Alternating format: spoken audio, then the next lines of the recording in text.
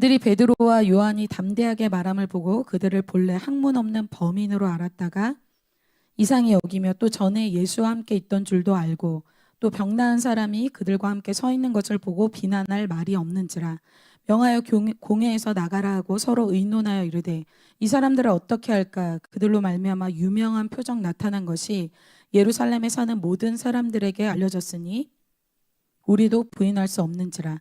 이것이 민간에 더 퍼지지 못하게 그들을 위협하여 이후에는 이 이름으로 아무에게도 말하지 말게 하자 하고 그들을 불러 경고하여 도무지 예수의 이름으로 말하지도 말고 가르치지도 말라 하니 베드로와 요한이 대답하여 이르되 하나님 앞에서 너희 말을 듣는 것이 하나님의 말씀을 듣는 것보다 옳은가 판단하라.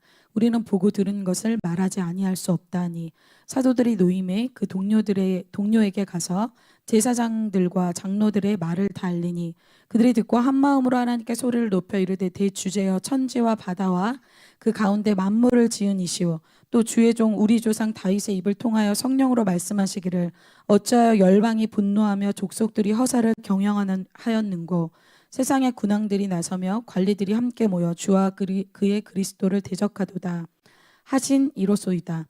과연 헤롯과 본디오 빌라도는 이방인과 이스라엘 백성과 합세하여 하나님께 기름 부으신 거룩한 종 예수를 거슬러 하나님의 권능과 뜻대로 이루려고 예정하신 것을 행하려고 이 성에 모였나이다.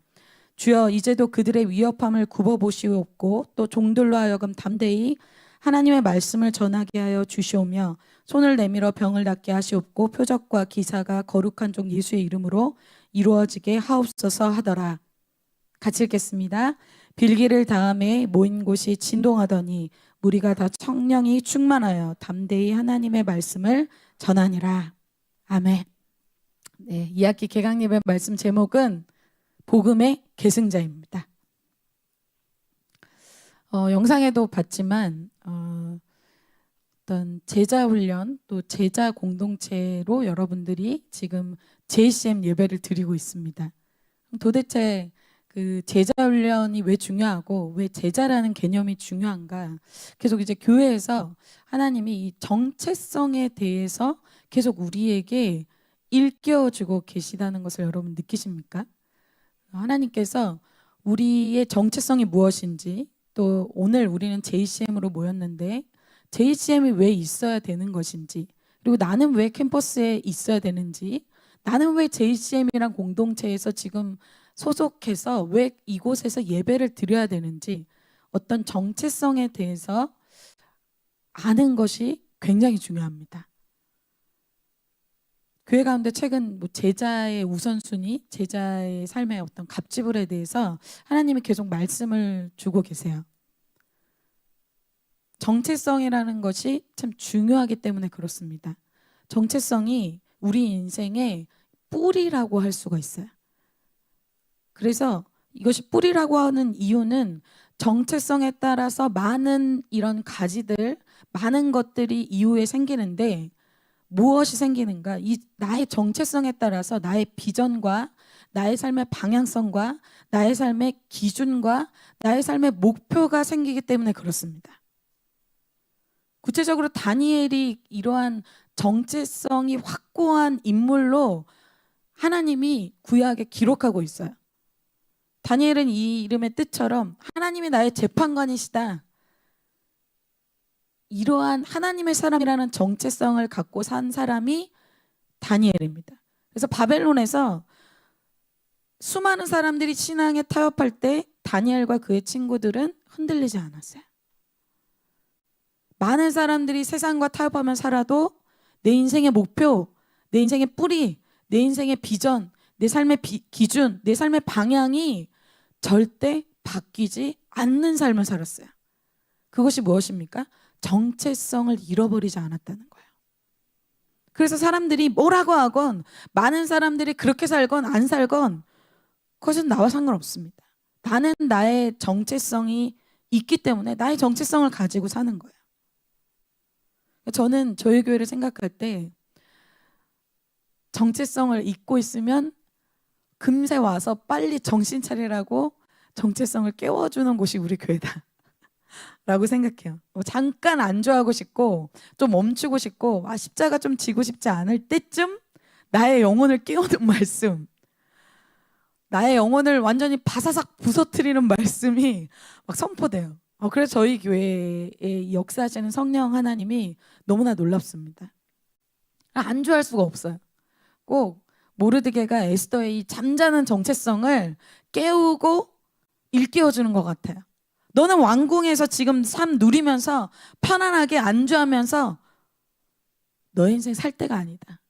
에스더를 이 모르드게가 깨웁니다. 무엇을 깨워요? 정체성을 깨워요. 이 시대에 지금 너의 시즌에 너가 2022년에 JCM에 있는 이유, 대한민국에 있는 이유, 지금 청년 세대를 위해서 있는 이유가 있다라는 것을 이 에스더에게 자기의 정체성을 깨우고 있는 거예요. 너의 삶은 이때를 위해서, 너의 다음 세대를 위해서, 너의 지금의 세대를 위해서 너가 있는 것이다. 비전과 사명과 뿌리를 이 모르드게가 일깨워줍니다. 우린 지금 JCM으로 모였어요. 선교단체로서 모였습니다. 여러분, 선교단체는 그냥 대학부랑 뭐가 다를까요? 우리 대학부 JUC도 있고 또 JCM도 있는데, 선교단체의 특징이 있다면 그것은 아까 우리가 영상에 본 대로 계승에 있습니다. 즉 캠퍼스 선교의 계승의 역사를 위해서 우리가 이곳에 모여서 지금 예배드리고 있습니다. 우리가 왜 여기에서 모였는지, 우리가 왜 여기서 따로 이렇게 예배를 드리는지 모르면 안 되겠죠. 영상에도 봤지만 예수님의 첫 공생애 때부터 예수님은 제자의 이 계승 때문에 이 공생애를 하셨습니다. 예수님이 떠난 그 이후에 그 자리에서 자기 대신 복음의 역사를 감당할 사람을 세우는 것을 위해서 처음부터 계획하셨다는 거예요. 그것을 위해서 처음부터 헌신하셨다는 것입니다. 그래서 예수님의 삶은 이 정체성이 아주 분명하기 때문에, 정체성이 분명한 사람의 삶은 어때요? 단순합니다. 복잡하지 않아요. 정체성이 분명할수록 그 사람의 인생은 분명해지고 정확해지고 단순해집니다. JCM의 목표도 분명하죠. JCM에 있는 멤버들의 삶도 분명하고 단순합니다. 캠퍼스 선교의 역사에 제자를 세우는 거예요. 그래서 오늘 내용이 예수님이 부르신 그 계승자들, 이 제자들이 예수님이 이제 승천하신 이후에 그들이 어떻게 행했는가, 사도들의 행전, 그것을 다룬 것이 오늘 사도행전입니다. 이것이 곧 우리의 행전, 우리의 부르심이자 우리의 2학기의 이야기가 될 것을 선포합니다. 오늘 예수님은 이 중요한 복음의 역사에, 그다음 누굴 선택하시고 또 그 중요한 복음 사역의 역사에 사용받는 사람들은 어떻게 그것을 감당했는가를 오늘 우리에게 보여주고 있어요. 오늘 말씀을 통해서 여러분의 뿌리, 여러분의 정체성을 확인하게 되시고, 또 이제 그 복음의 계승자로 여러분들이 어떤 삶을 2학기에 살아야 되는지 예수님의 음성을 들으시는 그러한 시간이 될 줄 믿고 선포합니다. 그리고 그런 저와 제가 돼서 사도행전에 쓰였던 그 역사들이 우리를 통해서도 이 캠퍼스에 쓰이게 될 것을 선포합니다. 캠퍼스 행전이 쓰이게 될 것을 선포합니다.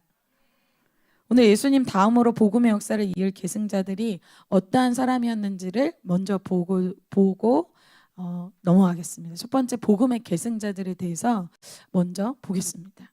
먼저는 여러분, 성경에서는 이 계승자들이 되게 많이 나오죠.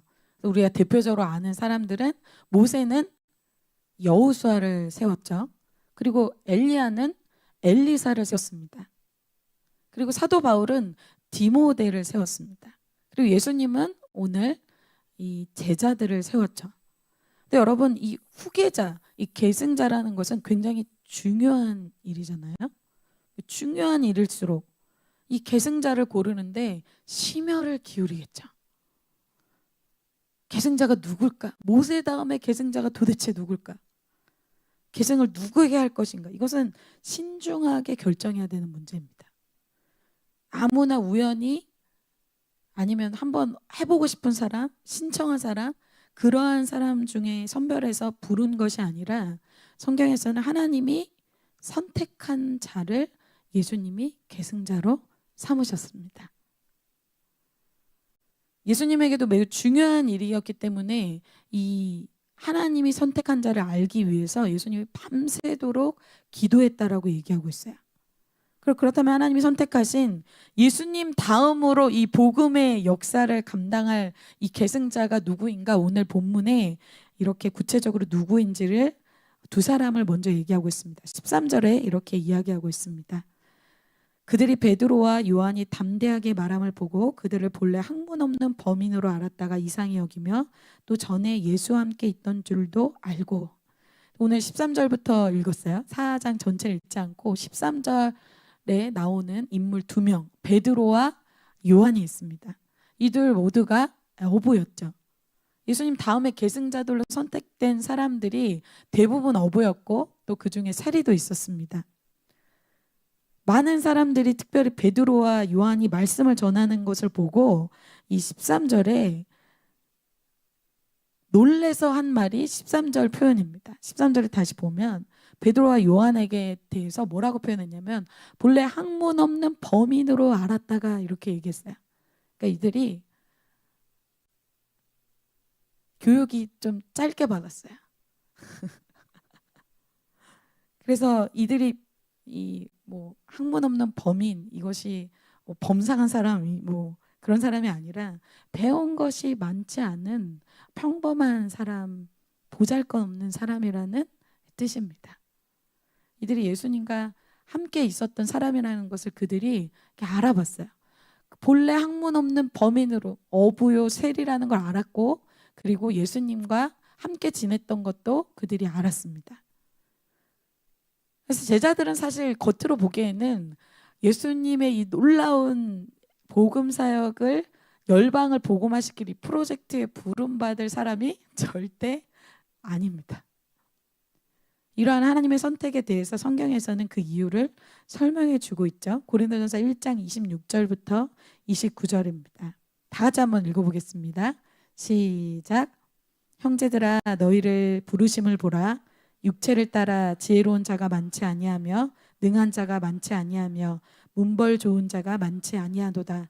그러나 하나님께서 세상에 미련한 것들을 택하사 지혜 있는 자들을 부끄럽게 하려 하시고 세상에 약한 것들을 택하사 강한 것들을 부끄럽게 하려 하시며 하나님께서 세상에 천한 것들과 멸시받는 것들과 없는 것들을 택하사 있는 것들을 폐하려 하시나니 이는 아무 육체도 하나님 앞에서 자랑하지 못하게 하려 하심이라. 아멘. 이 부르심에 대해서 뭐라고 설명하냐면 이들은 자격이 아니라 은혜로 부르심 받았다라는 걸 이야기하고 있어요. 이 놀랍고 큰 복음의 역사에 예수님 다음으로 선택된 이 복음의 계승자들이 바로 어부요 세리인 이 제자들이었습니다. 문벌 좋은 자가 아예 없는 건 아니에요. 사도 바울 같은 자들은 뭐 그러한 자입니다. 그런데 그러한 자들이 아예 없는 것이 아니라 많지 않다. 육체를 따라 지혜로운 자가 많지 않고 능한 자가 많지 않고 문벌 좋은 자가 많지 않다. 이렇게 얘기하고 있어요. 여하튼 왜 이런 사람들을 주님이 선택하시는가? 그들 자신을 자랑하지 못하도록 하기 위해서였습니다. 이 말씀을 보면서 안타까워하시는 분들 있죠. 아, 나는 문벌 좋은 자, 능한 자, 이런 자랑할 만한 자가 돼야 되는데 그것 때문에 막 속상하신 분들 있죠. 속상해 하실 필요 없습니다. 주님이 이러한 자들을 부르셔서 어떻게 한다? 지혜로운 자들을 부끄럽게 하시는 데 사용하십니다. 근데 그들이 선택받는 한 가지는 은혜로 된 것이었죠. 저 자신을 볼 때도 참 은혜로 되어졌다는 생각이 이 말씀 보면서 많이 묵상하게 됐어요. 근데 저를 좀 설레게 했던 구절은 이 베드로와 요한이 학문 없는 범인이었다. 그런데 그들이 담대하게 말함을 보고 그들이 깜짝 놀라거든요. 이 대제사장과 또 거기 성전 맡은 자와 이러한 자들이 정말 깜짝 놀랍니다. 이 크고 놀랍고 중대한 이런 복음 역사에 이러한 말도 안 되는 사람들을 부르셔서 하나님의 큰 능력을 나타내시는 것을 볼 때 저의 부르심, 이 JCM 멤버들의 부르심에 대해서 막 설레기 시작했어요. 내가 만약에 모세 다음으로 여호수아로서 선택받았을 때 그 느낌이 어떨까? 이 복음의 놀라운 역사의 다음 그 주자로 바톤을 이어받았다면 나는 어떤 느낌일까? 이게 너무 설레는 거야. 내가 이런 놀라운 복음의 역사에 그 다음 주자로 학문 없는 범인인데 부르심을 받았구나. 이게 너무 말씀을 준비하면서 하루 종일 신났어요. 너무 기쁜 거예요. 그리고 이 학문 없는 제자들에게 하나님이 역사하셨다면 정말 나를 통해서도 주님이 역사하실 수 있다. 이러한 소망이 들었습니다. 오늘 이렇게 은혜로 세워진 제자들의 이야기가 펼쳐지는 내용이 사도행전 내용이에요. 특별히 사도행전 3장부터 오늘 이 4장 내용이 원래 이어지는 내용입니다. 이 내용이 베드로와 요한이 성전 미문에 기도하러 갔다가 성전 미문에 앉아있는 나면서부터 안진뱅이 된 사람을 주목하여 보고 일어나 걸으라 해서 치유된 사건으로 3장이 시작되고 그 사건으로 많은 소동이 일어나서 이 4장에 베드로와 요한이 핍박받는 것까지 이어지는 내용이 오늘 내용이에요. 그래서 중간에 여러분들이 갑자기 이 내용이 탁 시작해서 이게 무슨 내용이지? 그럴 수 있지만 그런 내용입니다. 그래서 이 제자들의 이 전도와 이 치유와 이 놀라운 역사를 통해서 이들이 복음의 역사가 막 흥황하게 일어나요. 근데 이들이 처음부터 그런 건 아니었어요. 그들이 이렇게 은혜로 부르심을 받고 이들이 어떤 것이 있었는가? 예수님으로 인해서 변화된 삶을 살았기 때문에 그들이 이러한 삶을 감당할 수 있었습니다. 어떻게 어부가 또 세리가 이 놀라운 복음의 역사의 계승자가 될 수 있었습니까?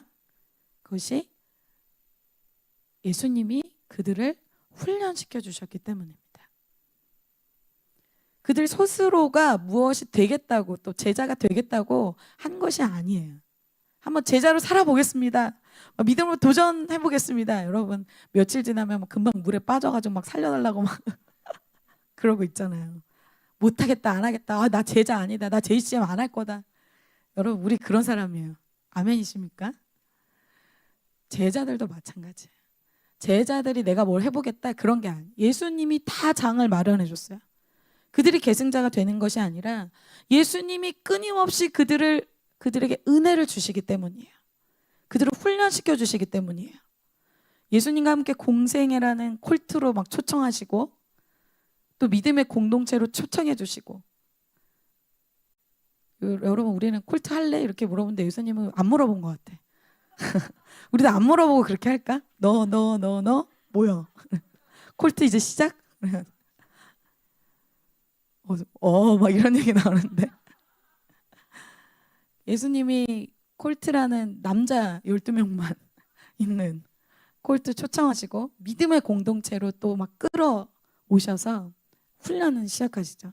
충분히 그들에게 전도하는 거 보여주시고 말씀 풀어주시고 충분한 말씀과 충분한 시범과 충분한 이런 기도하는 모습을 그들에게 보여주신다는 거예요. 그 뭐예요? 그들이 훈련받을 수 있는 최적의 환경을 예수님께서 만들어 주신 거죠. 그리고 나 혼자 그렇게 하는 게 아니라 같이 공동체로 하기 때문에 쟤도 하네? 나도 해볼까? 할 수 있는 공동체로서 예수님이 불러주신다는 것입니다. 그것도 은혜죠. 그리고 제자들의 변화는 단 한 번이 아니라 여러 번이었어요.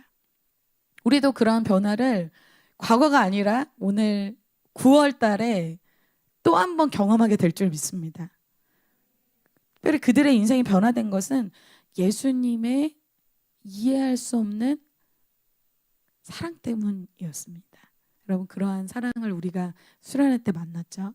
그리고 계속 지금도 만나고 있습니다.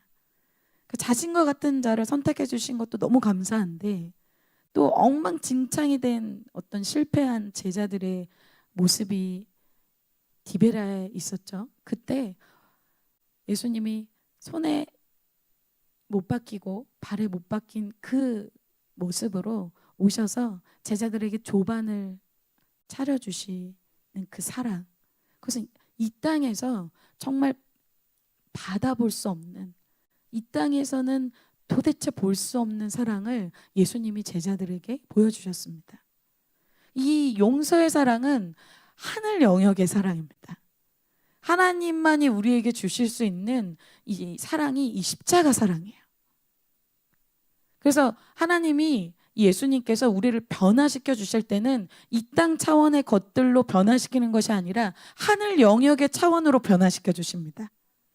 그것이 하늘 영역의 사랑이자 하늘 영역의 이 말씀의 능력과 이 기도의 능력과 성령의 능력으로 우리를 변화시키십니다. 그래서 하나님 나라 안에서 경험할 수 있는 것들을 여러분들이 누리실 수 있어야 돼요. 그게 뭐야? 내가 끊을 수 없는 죄들이 이 공동체 가운데, 이 교회 가운데 죄사함을 통해서 용서함 받을 수 있다는 거예요. 이 말씀 한마디로 내 인생이 도전하고 순종할 때 바뀔 수 있다는 거예요. 그리고 기도로 인한 변화, 나중에 이 부분에 대해서는 또 나눌 텐데, 이러한 하늘 영역의 차원이 열리는 곳이 바로 예수 공동체입니다. 여러분, 그것이 막 쏟아져 나오고 기름이 막 부어지는데도 그것을 받지 못하고 등만 들고 있으면 안 되겠죠. 주님이 계속 그것에 대해서 요즘에 말씀을 주고 계시죠. 그래서 그들은 왜 그것을 경험해야 되는가? 그들은 세상의 일로 부르심을 받은 사람이 아니에요. 하나님 나라의 영적 전투의 용사로 부르심 받았기 때문에 그들이 영적인 세계에서의 무기를, 또 영적인 세계에서의 변화를 경험해봐야 되는 것입니다. 그래서 그들이 하나님 나라의 일을 하는 복음의 계승자들이기 때문에 말씀의 능력을 알고 기도의 능력을 알고 죄사함의 능력을 아는 그러한 영적 전쟁의 용사로 준비돼야 되는 거예요. 그래서 예수님이 이 제자들을 부르셔서 뭐 인간관계 잘 맺는 방법, 뭐 일 잘하는 방법, 그런 것들 가르쳐 주신 게 아니에요. 그거는 세상에서 유명한 사람, 좋은 사람이 되기 위해서 필요한 거잖아요. 그들에게 한마디로, 말씀 한마디로 인생이 치유되고 기도를 통해서 그들의 인생이 변화되는, 그래서 말씀 한마디로 그물에 한 마리도 잡지 못하던, 밤새도록 잡았는데 잡지 못하던 곳에서 베드로가 그물을 말씀을 따라서 던질 때 찢어질 정도로 잡는 그 말씀의 능력을 체험하고, 기도 안 하던 자가 기도할 때 성령의 능력으로 변화되어서 두려움이 있던 자들이 두려움이 없어지고, 이러한 변화를 체험할 수 있는 곳이 바로 이 제자 공동체입니다. 이것은 무엇을 얘기해 줘요? 예수님이 변화될 수 있도록 초청한 이곳에서는 무엇을 기대해야 돼요? 한마디, 나를 변화시켜 주실 수 있는 이 말씀, 기도할 때 만나는 성령 하나님의 능력, 그리고 끊을 수 없는 지긋지긋한 이 죄를 용서받을 수 있는 죄사함, 이러한 것들을 기대해야 돼요. 여러분, 그런 것들을 기대하십니까? 예수님이 그것을 체험하도록 이 믿음의 공동체를 불러준 거예요. 그래서 이들이 가시적으로 가장 많이 사도행전에서 이 변화된 삶의 루틴, 그것이 무엇이에요? 기도의 삶이었습니다. 오늘 이야기는 아까 얘기한 대로 3장과 이어지잖아요. 이 3장의 사건이 무엇 때문에 일어나는가? 기도하러 가는 베드로와 요한에게 일어납니다. 계속해서 이 사도행전에는 기도하는 것이 멈추질 않아요. 왜냐하면 그들이 복음의 계승자로서 싸워야 할 싸움이 혈과 육에 속한 싸움이 아니기 때문에 영적인 무기들을 준비하게 하신 것입니다. 오늘 이 기도에 대해서는 이후에 보기로 하고, 오늘 복음의 역사에 오늘 같이 읽은 곳에는 복음의 대적자들이 나와요. 두 번째, 복음의 대적자입니다. 오늘 제자들이 전도를 하기, 요즘에도 저희가 전도 오늘도 했어요. 그죠? 당국대도 하고 경희대도 하고, 또 어제는 또 땅밟기도 있었고, 뭐 여러 가지 지금 전도를 하고 있습니다. 이 제자들이 전도를 하기 시작하고 막 복음을 전하자 어떤 일이 일어나냐? 대적자들이 일어나는 것을 오늘 사도행전에 보여주고 계십니다. 그래서 제가 좀 사실은 말씀 준비하기 전에는 이런 생각을 했어요. 정말 요즘에는 좀 복음 전하기가 쉽진 않네. 너무 복음 막 열심히 전하면 신천지 아니야? 막 이러고, 하늘과 땅 아니야? 막 이렇게 얘기하고, 또 뭔가 예타에 또 올리면 또 의심도 받고, 또 위드 코로나 시대가 열리면서 이렇게 전도하는 게 쉽지 않네라고 생각을 했는데, 제가 오늘 사도행전을 쫙 읽으면서 아니야, 전도하기 쉽구나. 복음의 역사는 지금뿐만 아니라 항상 예수 그리스도 때도 예수님이 승천하신 이 제자들의 때도 항상 복음의 역사에 대적자들은 반드시 있었다. 그것을 알게 됐습니다. 오히려 저희는 복음 전하기가 너무 쉽다. 예수님을 전하면 이 제자들은 목숨을 걸어야 됐어요. 여러분, 우리가 얼마 전에 이충곤 박사님 그 금요철회 때 오셨을 때 북한에서 죽고 싶으면 성경책 들고 왔다 갔다 하면 된다 그러잖아요. 우리는 그 정도의 핍박은 받지 않습니다. 우리 복음 전하기 너무 쉽습니다. 항상 우리가 복음을 전할 때 대적자들이 있고 방해가 있다는 것을 성경에서 말씀하고 있어요. 근데 오늘 이 복음의 역사를 강하게 회방하는 사람이 누구였냐면 종교인들이었죠. 사도행전 4장 1절, 2절, 5절, 6절에 이들이 어떤 사람이었는지를 이야기해주고 있어요. 네, 이렇게 대적하는 자들에 대해서 이렇게 나와 있어요. 오늘 제자들을 제재하고 또 가로막는 것은 종교인들이었죠. 그래서 제사장들, 그리고 성전 맡은 자는 성전 경비대장을 얘기합니다. 체포할 명령을 내릴 수 있는 사람이 성전 맡은 자였어요. 이들은 다 사두개인은 부활과 천사를 믿지 않는 사람들이었죠. 이들은 다 하나님 믿는 사람들입니다. 불신자가 아니에요. 오늘 복음의 대적자가 누구냐? 물론 세상 사람들도 그것을 싫어하고 거부하지만 아주 강하게 복음을 대적하는 영이 있는데 이것이 종교의 영이다는 것을 보여주고 있어요. 예수님 때도 예수님의 복음의 역사에 예수님을 가장 괴롭게 한 사람이 로마 군인이 아니었어요. 종교인들이었죠. 예수님을 십자가에 못 박은 사람들도 교회 밖의 사람이 아닌 하나님을 믿는다고 말하는 종교인들이었습니다.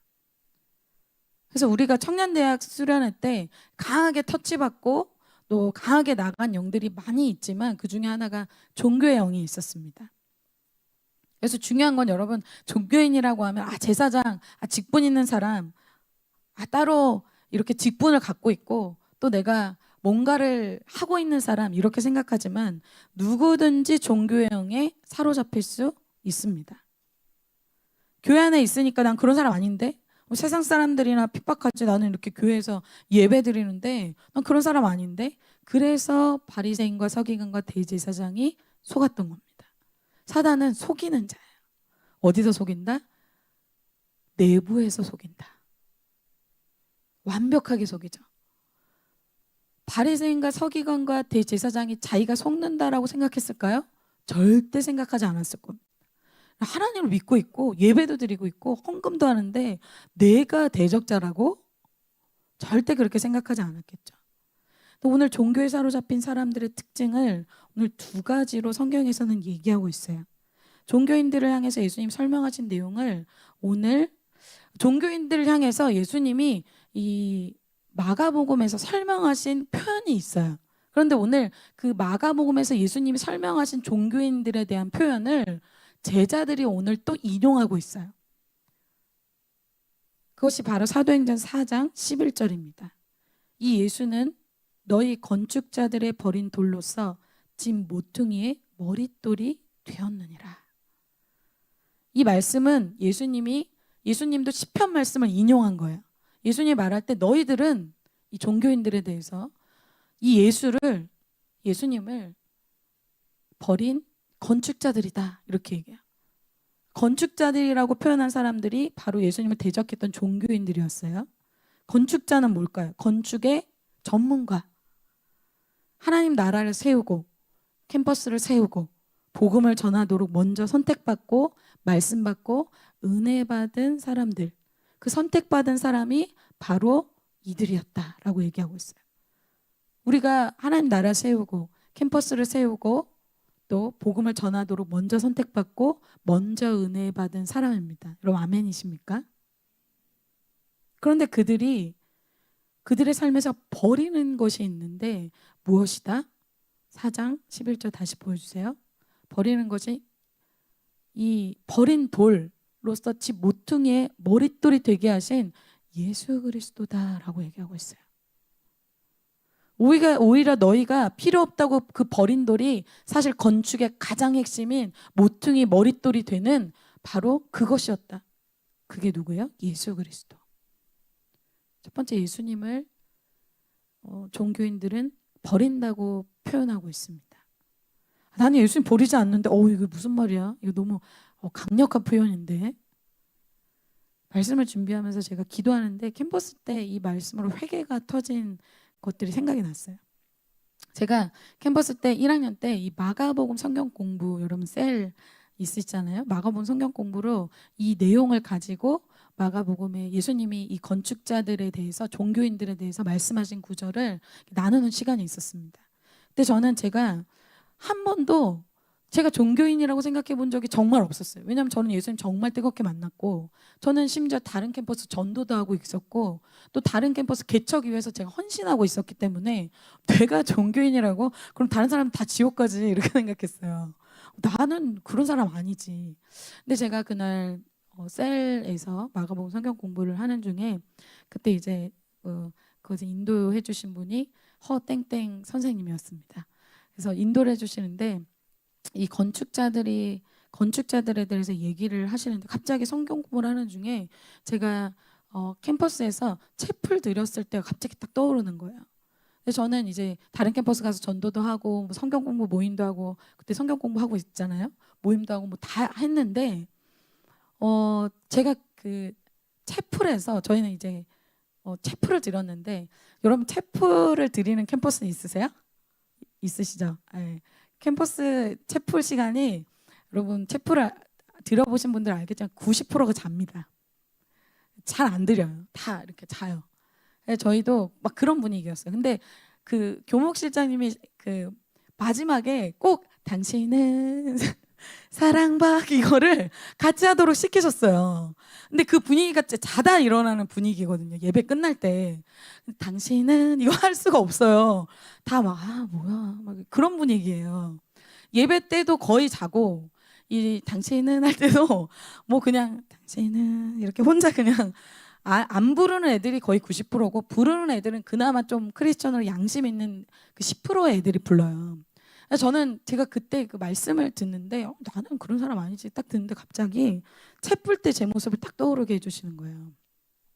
채플 때 제가 이렇게 적극적으로 하는 게 좀 부끄러운 거예요. 다 졸려하는데 거기서 막 당당하게 당신은 뭐 이걸 못 하겠는 거예요. 조금 창피한데. 그래서 그냥 이렇게 하다가 나왔던 장면이 떠오르면서, 제가 그날 사실은 제가 이렇게 지금 편안하게 얘기하지만 그때는 펑펑 울었어요. 왜냐면 저는 제가 예수님을 정말 사랑한다고 생각했거든요. 근데 그 순간에 그 나에게 버림받으신 예수님, 그 순간에 내가 필요 없다고 부끄러워하는 그 예수님의 마음이 갑자기 이렇게 올라오는데, 제가 막 눈물이 막 수련회 때처럼 통곡이 나오기 시작했어요. 그 시간에 제가 너무 많이 울어가지고 아직도 그 마가복음 성경 공부 시간이 아직도 기억이 나요. 내가 건축자로서 예수님을 버리는, 나의 인생의 핵심이라고 생각한, 정말 귀중하다고 생각한 그분을 캠퍼스에서 버렸구나. 잠깐이지만 그렇게 회개가 터지고, 완전히 그 다음 달부터는 내가 복음을 부끄러워하지 않겠다 해서 채플에서 막 난리 났어. 당신은 나는 리얼 크리스천이야. 나는 복음을 부끄러워. 나는 예수 그리스도의 사람이야.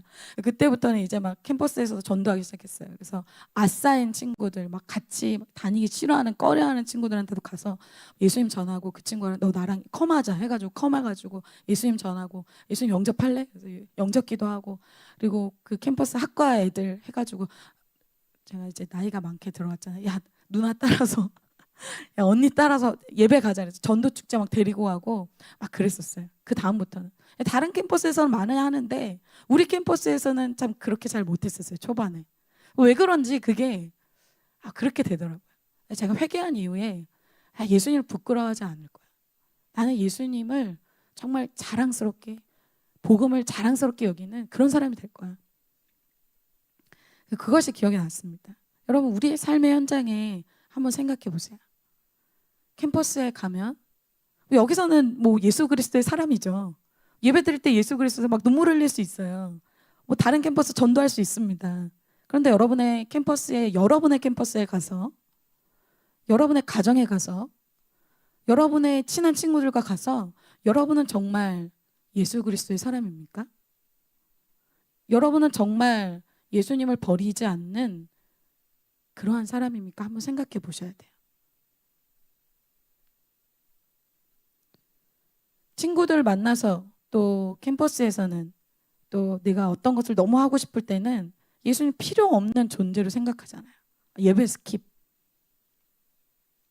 내 스펙을 쌓는데 내가 사람들과 관계를 맺는데 예수님이 내 인생에서 그때는 제외되는 거야. 예수님을 내 인생에서 부끄럽게 여기는 거야. 그래서 나의 정체성이 교회 다니는 교인은 될 수가 있습니다. 교회 왔다 갔다 하는, 교회 출석하는 교인은 될 수가 있어요. 그러나 제자는 아닙니다. 즉 복음을 전하는 복음의 계승자는 아니라는 거예요. 그것이 종교인의 첫 번째 특징입니다. 두 번째는 종교인의 특징은 변화를 원하지 않습니다. 본문 내용으로 돌아와서 그들이 베드로와 요한의 복음의 영향력으로 이들을 막 핍박하고 있었잖아요. 그들의 영향력이 커졌던 사건이 뭐예요? 아까 얘기했던 3장에서 나면서부터 안진뱅이 된 사람이 베드로와 요한이 나사렛 예수 이름으로 일어나 걸으라 해서 걷게 된 이 사건 때문에 막 소동이 일어나고 유명해지고 또 그들이 복음을 강력하게 전하자 막 5천 명도 믿고 막 이런 일들이 막 일어나서요. 그것이 13장 13절 14절 내용이에요. 이 13절은 여러분들이 아까 봤죠? 네. 14절 또 병나은 사람이, 그 안진뱅이 됐던 사람이 그들과 함께 서 있는 것을 봤어. 이미 서 있어. 치유됐어. 비난할 말이 없는지라. 성전 미문에 있어서 구걸하고 있었기 때문에 남들이 다 아는 사람이야. 이 사람이 서 있어서 도무지 비난할 수가 없어. 그런 상태와 그런 상황인 거예요. 이 사람이 나중에 내용에 보면, 사장에 보면 이 사람이 40살이 되었다. 40세가 된 사람이다. 40년 동안 걸어본 적이 없는 사람이 걷게 된 거예요. 이것을 이들도 부인할 수가 없는 거죠. 그런데 여러분, 이 정도의 놀라운 변화가 일어나면, 여러분 우리 교회 가운데 지금 놀라운 막 그런 간증들이 일어나고 있잖아요. 마음이 막 치유되고 막 놀라운 막 변화들 막 간증하고 있잖아요. 우리 이번 주에 간증하신 분들 너무 놀라웠죠. 그런 막 간증들이 일어나도 그들의 마음에는 어떤 것이 있고, 그런 것을 들을 때 웬만한 사람 같으면 어떤 마음이 들겠어요? 나도 변화되고 싶다. 나도 치유되고 싶다. 나도 경험하고 싶다. 예수님이 도대체 어떤 분이길래 나도 이런 것을 정말 주인공이 되고 싶다. 이것이 원래 일반 사람들의 반응입니다. 근데 이런 일이 막 일어나고 있는데 이들이 어떻게 반응하는지 15절부터 이렇게 얘기하고 있어요. 명하여 공회에서 나가라 하고 서로 의논하여 이르되 이 사람들을 어떻게 할까? 그들로 말미암아 유명한 표적 나타난 것이 예루살렘에 사는 모든 사람에게 알려졌으니 우리도 부인할 수 없는지라.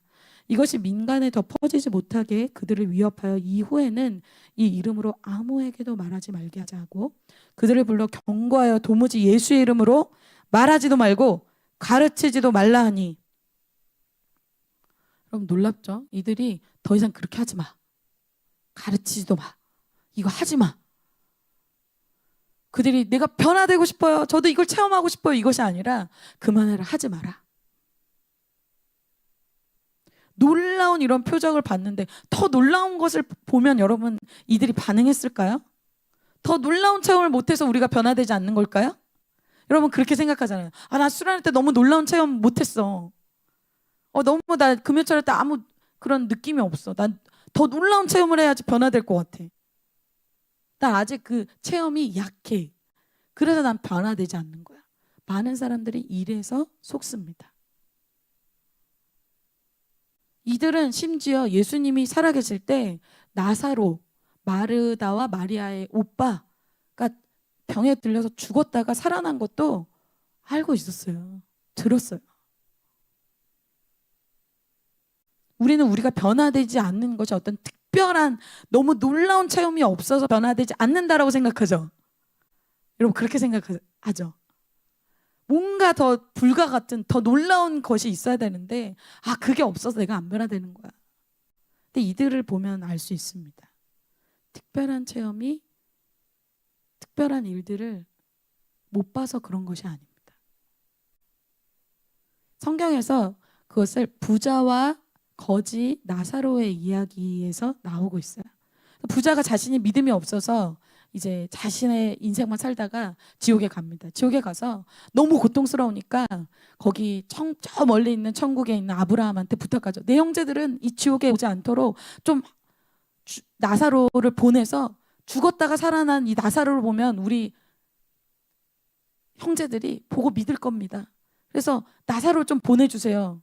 이렇게 얘기하자 아브라함이 뭐라고 이야기합니까? 이게 죽었다가 살아나는 이 표적, 이 기적, 놀라운 일이잖아요. 이걸 보면 반드시 천국과 지옥을 믿을 거다. 놀라운 체험을 하면 믿을 거다. 그때 아브라함이 뭐라고 얘기합니까?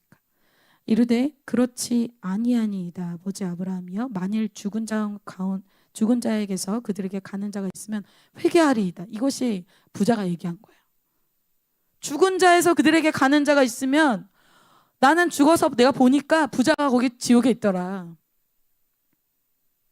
나는 천국에 갔어요. 빨리 회개하시고 천국에 가셔야 돼요. 그러면 회개할 것입니다. 놀라운 체험이잖아요. 죽은 걸 봤는데. 근데 31절에 뭐라고 합니까? 아브라함이 이르되 모세와 선지자들에게 듣지 아니하면 비록 죽은 자 가운데서 살아나는 자가 있을지라도 권함을 받지 아니하리라 하였다 하시니라. 모세와 선지자가 누구예요? 지금 자기 눈앞에서 말씀하는 그 말씀을 전한 그 사람들이 있는 곳에서 그 말씀을 듣지 아니하면 비록 죽은 자 가운데서 살아나는 자가 있을지라도 그 얘기 듣지 않을 것이다 라고 얘기하고 있어요. 여러분 말씀을 듣는데 생명을 거시길 바랍니다. 그들의 변화되고 싶어 하지 않는 마음이 어디서 표출돼요? 말씀을 듣는 자세에서 표출돼요. 종교형을 가지고 있는 사람은 어떤 것으로 표출돼요? 말씀 들을 때 표출돼요. 변화되고 싶어 하지 않아요. 말씀 들을 때 집중하지 않아요. 어떤 필링, 어떤 느낌 뭐 이런 걸로 변화되려고 그래. 그들이 집중하는 것은 말씀에 막 생명을 걸고 말씀 듣기 전에 막 금식하고 말씀 듣기 전에 막 중보기도 하고 기도로 준비하고 말씀 받고 싶어서 주님 정말 오늘 저를 지나가지 말아주세요. 막 이런 거에 목숨 걸지 않아요. 이들이 뭐에 목숨 걸어요? 자기 자신의 기득권, 이 땅에서의 영광, 자리 이런 거에만 너무 집중하는 거예요.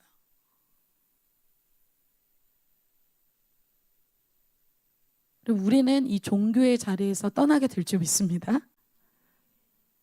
이런 종교와의 싸움, 종교의 영과의 싸움에서 어떻게 제자들이 승리하는 거를 오늘 우리가 마지막으로 보고자 합니다. 복음 계승자의 삶은 그럼 어떤 삶인가? 우리가 종교에서 떠나서 복음 계승자의 삶은 어떻게 사는 것인가? 두 가지로만 보겠습니다. 베드로와 요한에게 예수님의 이름을 가르치지도 말고 전하지도 말라 막 이렇게 종교인들이 얘기하자 그들이 뭐라고 대답합니까? 19절 20절을 한번 다 같이 한번 읽어보겠습니다. 시작. 베드로와 요한이 대답하여 이르되 하나님 앞에서 너의 말을 듣는 것이 하나님의 말씀을 듣는 것보다 옳은가 판단하라. 우리는 보고 들은 것을 말하지 아니할 수 없다 하니. 그럼 너무 멋있죠? 근데 여러분 원래 베드로와 요한은 이런 사람 아니었어요. 베드로와 요한이 예수님 십자가 앞에서 두려워하고 도망갔던 사람이에요. 베드로는 여종 앞에서 여종 몇 마디에 두려워서 예수님 저주하고 부인했던 사람이에요. 원래 이런 사람 아니었다는 거예요. 여러분 두려움은 어떤 캐릭터가 아닙니다. 두려움은 영적인 세력이에요. 그래서 여러분 눌린다. 내 마음이 좀 너무 갑갑하다. 두려워서 눌리는 상태. 그런 상태는 영적으로는 밀리는 상태입니다. 하나님이 주신 마음은 두려워하는 마음이 아니야. 그래서 내가 남자이기 때문에 내가 막 덩치가 있고 내가 힘이 세서 내 캐릭터가 강해서 내가 젊으니까 이런 걸로 두려움의 영 이길 수 없습니다. 내가 두려움에 이미 사로잡혔다는 것은 이미 영적 전투에서 진 것이에요. 근데 어떻게 그들이 영적 전투에 승리하는 자가 되었는지 그들이 영적 무기를 취한 그들의 라이프 스타일을 오늘 두 가지를 볼 때 이 두 가지가 2학기 때 우리 JCM 멤버들의 무기가 될 줄 믿습니다. 첫 번째는 기도예요. 오늘 이야기의 시작도 베드로와 요한이 기도하러 갈 때 일어난 일이었죠.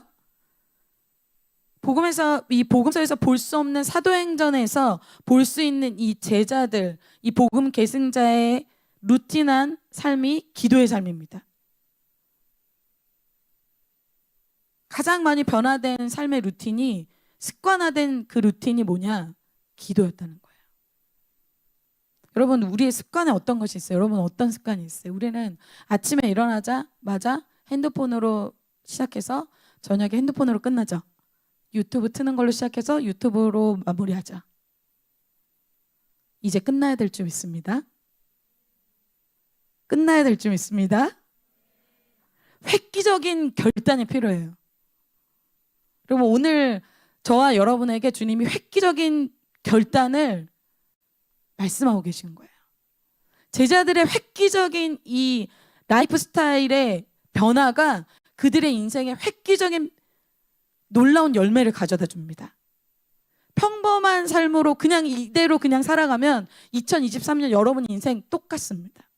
근데 한 번은 우리의 삶의 라이프 스타일을 과감하게 개혁하는 그런 개혁을 통해서 우리의 인생이 변화될 수 있다면, 그것을 주님이 약속해 주신다면 해볼 수 있겠죠? 여러분, 해볼 수 있겠죠? 우리가 막 가서 산을 막 100번씩 타야 돼. 그럼 막 어려운 주문이 아니라 아주 간단한 딱 두 가지만 주님 말씀해 주고 있어요. 첫 번째는 기도죠. 제자들은 예수님의 말씀도 많이 듣고 예수님과 함께 전도도 하고 예수님께 많이 헌신하고 많이 충성했습니다. 그런데 그들이 하지 않는 딱 한 가지가 뭐였냐면 기도였어요. 예수님은 했지만 그들이 안 한 것, 그것이 삶의 습관화된 기도였습니다. 예수님은 아침 저녁에 루틴이 있었죠. 그것이 기도였어요. 그리고 기도란 어떤 형식을 한 게 아니에요. 여러분, 나 기도하고 있는데, 기도 시간을 채운 것이 아니라 그때 예수님은 어떤 시간을 하나님을 기도하면서 만난 거예요. 등에 기름을 채운 거예요. 하나님의 계획을 받고 하나님의 음성을 듣고 하나님과의 만남이 있다는 거죠. 그러니까 예수님의 파워 스테이션은, 예수님의 이 삶의 이 발전소라고 할 수 있는 파워 스테이션은 이 기도 시간이었습니다. 여러분, 우리의 삶은 무엇인가에는 우리 삶을 조정하게 되어 있어요. 유튜브로 요즘에는 이 시대를 장악한 것 같아요. 유튜브가 지금 세대를 꽉 잡고 있어요. 여러분이 보는 것도 다 여러분의 알고리즘에 의해서 여러분들 막 보는 거 뜨잖아요. 여러분이 선택해서 뭐 일일이 보지 않잖아요. 유튜브에게 조정당해서 알고리즘으로 띄워준 거 보잖아요. 조정당하는 거죠. 유튜브가 이 세대의 컨트롤 타워예요. 대부분 세상에서 보여주는, 제가 이것을 묵상하면서 세상에서 보여주는 것은 픽션, 대부분 허구, 거짓의 아비가 이 세상을 붙잡고 있기 때문에 허구를 많이 보여주잖아요. 자매들에게는 이 땅에서 없는 형제의 모습을 보여주잖아요. 나만을 사랑해주고 나에게 희생적인, 정말 잘생기고 돈이 많고, 그리고 여자 주인공은 너무 못생기고 별로 능력이 없는데 너무 좋아해. 그걸 보면서 어때요? 이런 사람이 있었으면 좋겠다. 여러분, 그런 분이 계십니다. 예수 그리스도가 그런 분이에요. 여러분, 정말 아멘이세요? 전 아멘이에요. 그런 형제 없습니다, 여러분. 예수 그리스도 외에는 없어요. 근데 여러분, 그것을 왜 좋아해요? 허구, 거짓, 그런 건 없어. 그러니까 자꾸 가상세계에 빠지니까 어때요? 나는 이런 사람이 되고 싶어. 실제 나는 그게 아니야. 거기서 말하는 그 사람은 나에게 없고, 거기서 말하는 그런 주인공은 내가 아니고, 그러니까 어때요? 더 현실 도피하게 되죠. 현실을 직면하고 현실을 더 충성스럽게 살고 현실 앞에 더 강해지는 사람이 아니라 현실과 점점 멀어지는 사람이 돼요. 그래서 저는 미디어 많이 하는 사람 중에 대인 관계가 아주 폭넓고 좋은 사람 많이 못 봤습니다. 자기만의 세계에 갇히게 돼요. 자기만의 생각에 갇히게 되죠. 그래서 가상세계에 살면서 사단이 주는 나의 정체성을 다운로드 받게 돼요. 세상 사람들 인스타에서 보고 또 유튜브에서 보면서 부러워하게 되죠. 나 이렇게 인기 있는 사람, 이렇게 막 자랑하고 싶은. 근데 나는 아름답지 않고, 나는 이런 삶을 살고 비교하면서 열등감과 슬픔에 빠집니다. 무엇을 다운받기 때문에 그래요? 사단이 주는 메시지들을 다운받기 때문에 그런 거예요. 그거는 5시간, 10시간씩 보니까 그걸로 나의 정체성이 세팅돼 있어요. 아무리 창세기에서 심히 좋았더라 말씀하셔도 그거는 하루에 1시간, 하루에 몇 분 안 되니까 그것으로 채웠던 잠깐의 정체성은 좋은데 울면서 좋아하다가도 5시간, 10시간씩 밤새면서 미디어 하면서 사단이 주는 정체성을 다운로드 받습니다. 그러니 변화되지 않는 거예요. 누구의 여러분 컨트롤 타워에 있습니까? 그래서 나는 늘 부족해. 나는 더 좀 누군가가 나를 좀 사랑해줘야 돼. 항상 그런 목마름으로 있어요. 그래서 우리는 지금의 시대는 유튜브에 세뇌당하는 시대입니다. 조정당하고 외로움과 음란과 쾌락으로 나의 삶을 채워야 되는 세대예요. 근데 예수님은 어땠다? 제자들은 어땠다? 기도하면서 주님을 만나기 시작해요. 주님을 만나면 어때요? 나의 정체성이 달라져요. 내가 얼마나 소중한 사람인지 알게 돼요. 그래서 기도하면서 하나님을 만나니까 제자들이 어떻게 됩니까? 그 전에 막 두려워했던 막 사람들이 두렵지가 않는 거예요. 하나님을 찬양하기 시작하고 그 사람들 두려워하지 않아요. 그러니까 우리가 사람 말 듣는 것보다 하나님 말 듣는 것이 맞다. 담대하게 얘기하기 시작하잖아요. 23절에 이들에 대해서 이렇게 얘기하고 사도들이 노임에 그 동료에게 가서 제사장과 장로들의 말을 다 알리니 이 제사장과 장로들이 막 그렇게 하지 마라 막 그렇게 했던 것을 알렸어요. 알리면서 이것에 대해서 어떻게 말씀하고 있는가 이 사건에 대해서 24절에 이렇게 얘기합니다. 그들이 듣고 한 마음으로 하나님께 소리를 높여 이르되 대주제여 천지와 바다와 그 가운데 만물을 지은 이시오. 이 사건을 두고 예전 같았으면 제자들이 어떻게 했을까요? 위축되고 두려워하고 힘들어했겠죠. 근데 이들이 완전히 바뀐 모습을 볼 수가 있어요. 이들이 하나님 막 찬양하고 있어요. 여러분 우리도 이러한 놀라운 변화를 경험하게 될 줄 믿습니다. 그래서 기도하기 전과 기도한 후가 달라져야 돼요. 기도하기 전과 기도한 후가 같다. 그럼 기도 왜 해요? 여러분? 기도하면서 나중에 나오는 성령으로 우리가 채워야 돼요. 주님의 음성으로 채워야 돼요. 그리고 자신이 핍박받은 이 사건을 사람들에게 알리면서 이 사건을 말씀으로 해석하기 시작합니다. 25절 26절에 이렇게 얘기하고 있어요. 이것이 시편 21편에서 다윗을 통해서 하신 말씀이었어요. 또 주의 종 우리 조상 다윗의 입을 통하여 성령으로 말씀하시기를 어찌하여 열방이 분노하며 족속들이 허사를 경영하였는고 세상의 군왕들이 나서며 관리들이 함께 모여 주와 그의 그리스도를 대적하도다 하신 이로소이다. 즉 시편에서 다윗을 통해서 말한 이 말씀으로 자신의 삶에 지금 일어나는 상황을 해석했다는 거예요. 자기의 일어난 삶의 사건들을 저 사람은 왜 저러지? 이 사람은 나에게 왜 이런 행동을 하지? 왜 나에게 일이 일어나는 거야? 좀 기분이 나쁘네. 왜 이렇게 이런 일이 일어나는 거야? 그렇게 해석하지 않고 어떻게 해석했다? 말씀으로 해석합니다. 자기의 삶을 말씀으로 해석하는 거야. 나의 존재를 말씀으로 해석하고 나의 정체성을 말씀으로 해석해 주시는 하나님의 그 레마의 말씀을 갖고 있다는 거야.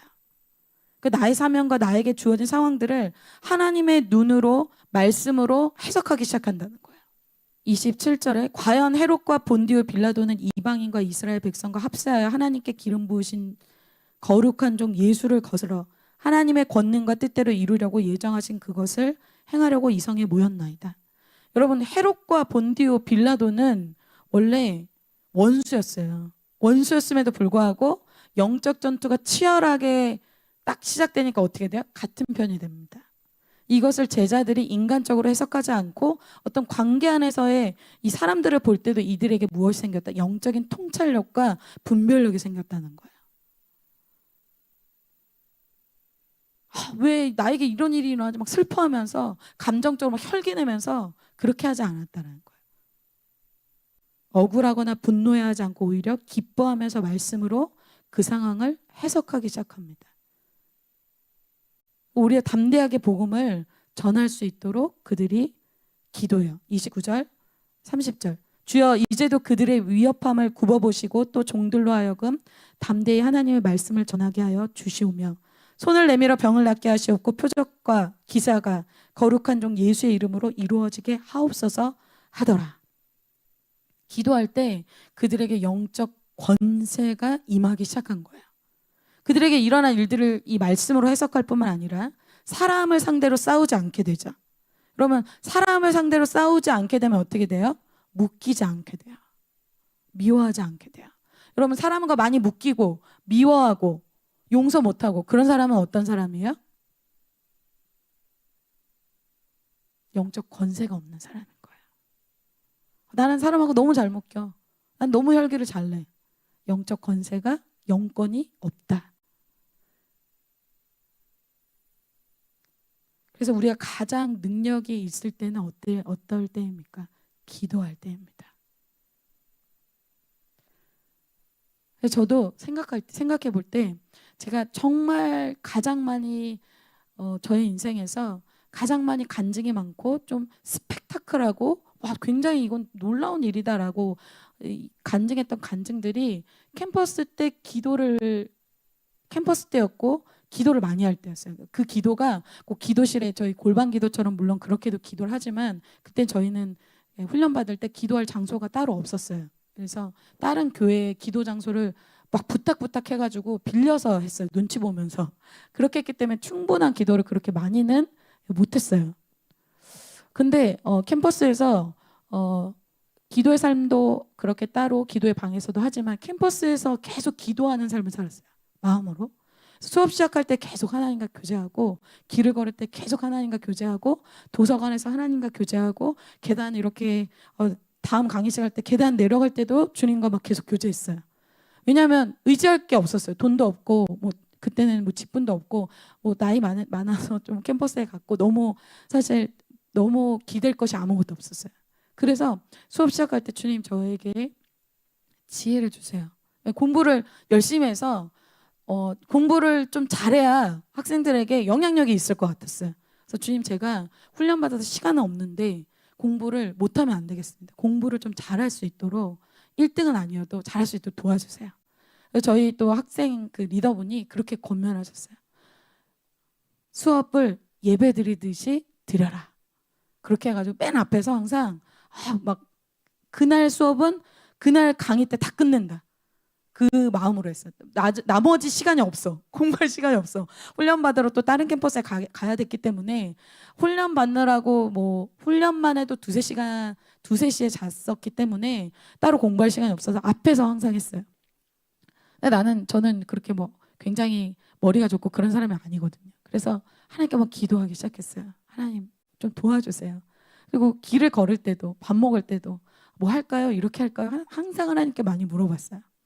그래서 저는 디자인 쪽을 멀티미디어 쪽을 했기 때문에 그때 간증이 참 많았어요. 그때 제가 시간이 없는데 과제가 포스터를 만드는 거였어요. 그래서 빨리 포스터를 만들고 학생들을 좀 도와주면 제가 이 친구를 전도할 수 있을 것 같은데 그런데 이제 예술하시는 분들은 잘 아시겠지만 이것이 뭔가 창작을 해내는 것이 아주 그냥 고통입니다.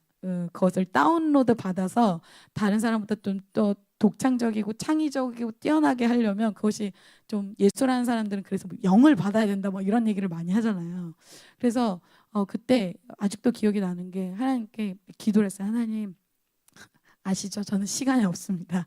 좀 훈련 받을 시간 없으니까 주님이 좀 아이디어를 주세요. 그랬는데 이미지를 딱 보여주셨어요. 이렇게 만들어라. 그래서 거의 제 생각에는 학생들 그때 포토샵 이 시간이었는데 그때 제가 한 몇 분 만에 만들었어요. 그거를 딱 끝내고 제가 다른 학생들 막 도와주기 시작했어요. 이거 도와줄게 해가지고 근데 뭐다 하셨어요? 나 다 했어. 너 도와줄게. 그래서 막 도와주고 그 다음에 또 저희 또 공동체에서 또 배너 이런 걸 만들 때가 있었어요. 그때도 시간이 없어. 근데 잘 만들기를 원하셔 또. 그래서 그때도 막 기도했어요. 하나님 부담됩니다. 그러면서 이제 막 그때도 막 기도했어요. 항상 기도하는 삶을 살았기 때문에 뭐 과제 할 때도 도서관 갈 때도 밥 먹을 때도 그래서 그때도 이미지를 하나님이 딱 보여주셨어요. 그래서 그것도 한 시간 만에 그냥 짜다닥 만들었어요. 저는 한번 이 하려면 한 3-4시간을 잡고 있어야 뭔가 이렇게 나오는 사람이에요. 그리고 막 10시간도 잡고 있을 때가 있고 안 나올 때는 안 나와요. 뭐 만들 수가 없어요. 만들고 나면 이제 허접해. 또 버리고 다시 하고. 근데 그런 어떤 기도를 하면서 하나님의 삶으로 내가 기도할 때 그때마다 하나님이 주시는 어떤 간증들이 너무 많았어요. 하나님 음성도 많고 응답도 많고 말씀도 생각나고 항상 그랬어요. 기도의 삶이 기도의 자리, 기도실에서 하는 것이 아니라 삶으로 했어요. 우리 JCM 멤버들에게 이러한 역사가 일어날 줄 믿습니다. 그래서 하나님이 최근에 저에게 캔버스 때처럼 기도해라 이런 마음을 주셨어요. 너가 예전에 그랬잖아. 나와 계속 교제했잖아.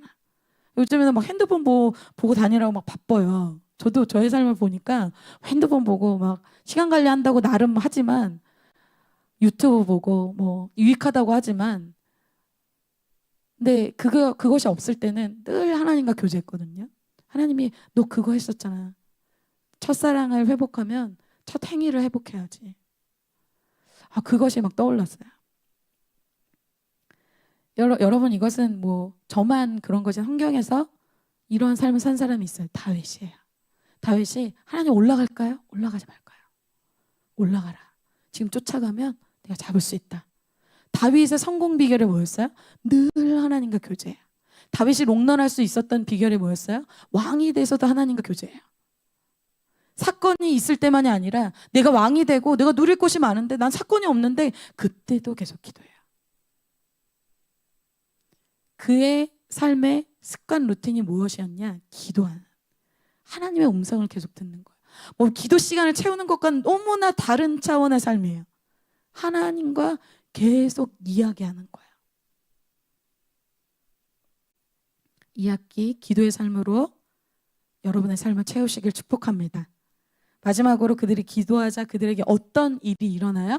성령의 충만함이 임합니다. 기도를 통해서 그들에게 새 기름 부으심이 임하기 시작해요. 31절입니다. 같이 한번 읽어보겠습니다. 시작. 아멘. 빌기를 다음에 기도를 마치자 이들의 모인 곳이 막 진동하기 시작했어요. 하나님의 임재로 인해서 주님이 그들의 기도에 응답하신다는 것을 보여주신 것이죠. 주님이 임재하실 때 이렇게 지진으로 또 어떤 바람으로 구름으로 여러 가지로 임재하십니다. 임재하실 때 진동하더니 하나님의 기도에 응답이 오면서 그들에게 임한 이 고난이나 방해, 압박 이런 것들이 이들을 막을 수가 없습니다. 이것이 우리에게 주님이 주시고자 하시는 능력이에요.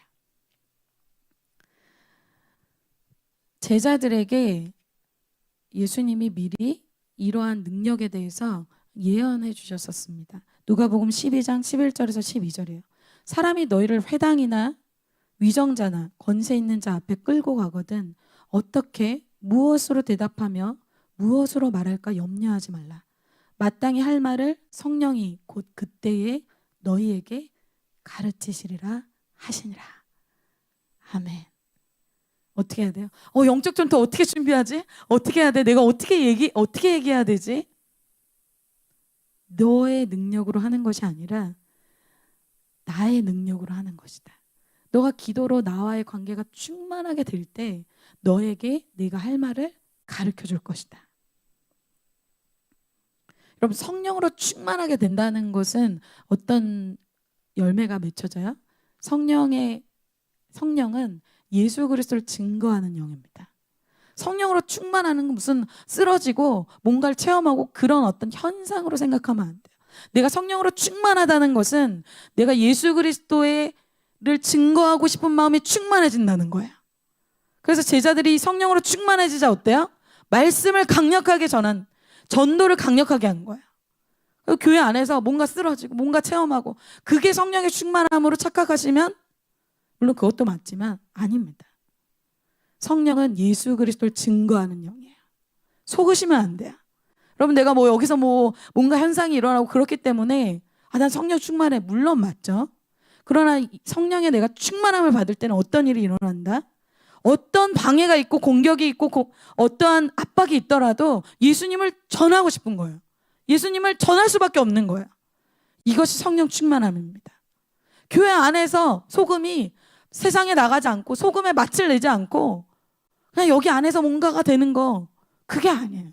성령으로 채우려면 어떻게 해요? 나를 비워야겠죠. 여러분 여기에 컵에 여러분들이 이제 새로운 걸 담고 싶어요. 난 이제 성령으로 채울 거야. 하나님을 채울 거야. 그럼 어때요? 기존에 있는 거 버려야 됩니다. 그게 뭐예요? 예수님이 헌 가죽 부대 버려야 돼. 그래야 새 가죽 부대 담을 수 있어. 버리는 게 있어야 새로운 게 있어요. 여러분 2학기 새롭게 되길 원하십니까? 그럼 새롭게 되길 정말 원하세요? 그럼 버리는 게 있어야 돼요. 성령으로 채우지 않고 있는 것을 다 비우셔야 됩니다. 오늘 비우시길 축복합니다. 여러분의 파일 다 정리하세요. 여러분의 사이트 다 정리하세요. 여러분 영적인 세계는 대리전이에요. 대리전 뭐예요? 하나님의 사람과 세상의 마귀에게 속한 사람의 대리전이에요. 대리전은 뭐예요? 예수님은 이미 승리하신 분인데 그럼 나는 100% 이기는가? 그렇지 않죠. 내가 무엇으로 더 채워져 있는가가 승리의 열쇠입니다. 하나님이 나에게 하신 말씀은 1시간 지금 딱 듣고 그냥 끝나는데 집에 가서 10시간씩 세상의 것으로 채운다? 대리전이라 그랬죠. 내가 무엇으로 채워져 있다? 세상의 것으로 채워져 있는데 내가 캠퍼스에서 전도하고 영향력 있고 제자 훈련, 제자 열매 맺을 수 있습니까? 없습니다. 왜 나에게 있어 이렇게 열매가 안 맺히지? 왜 그렇겠어요? 대리전이라니까요. 네가 무엇으로 채우는가에 따라 달라진다니까요.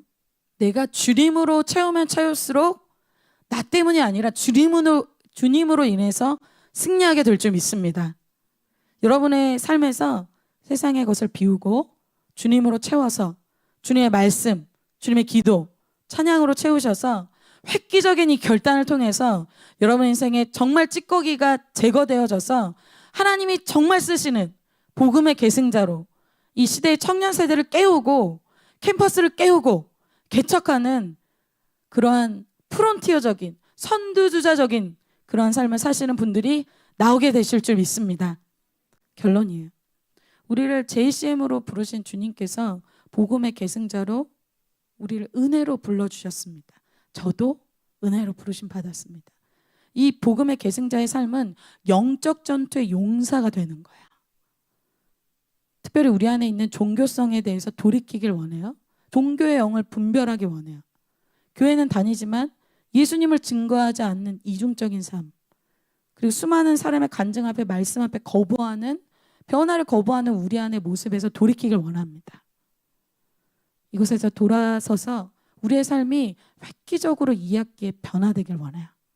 그래서 여러분 기도의 삶으로 채우시고 성령으로 채우셔서 우리의 삶의 이번 학기에 우리를 부르신 그 목적대로 캠퍼스 개척과 그 열매가 맺혀지게 될 것을 선포합니다.